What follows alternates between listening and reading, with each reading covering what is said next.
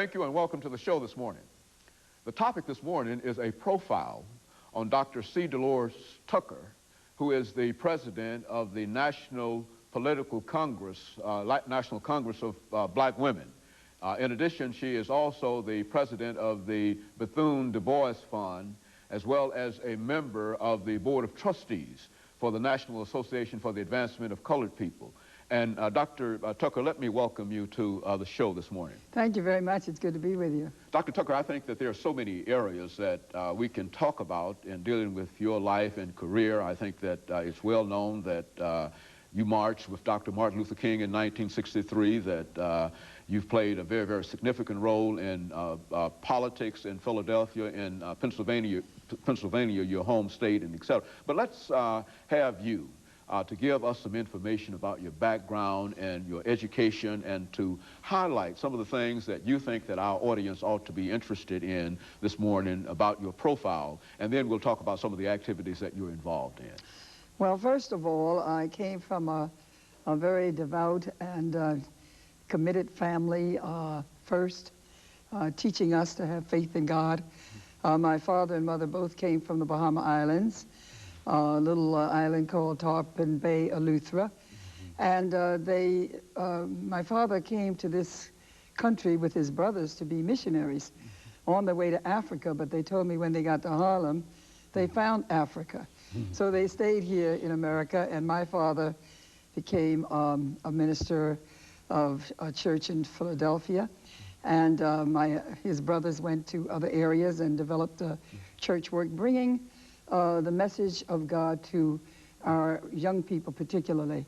And so I grew up in that home in a family of 11. And of course, my mother, though my father said God would take care of our needs, she felt he needed a little help. So she became a sort of Christian feminist, trying to provide jobs, opening up an employment agency, a grocery store, and doing other things, but not only helping her family, but also helping a lot of the people that would be coming from the South and needed housing and food and care and that kind of thing.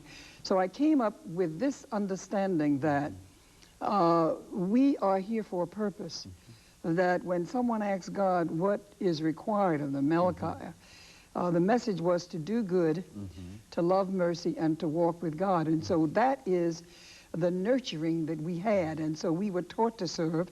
I grew up in the church.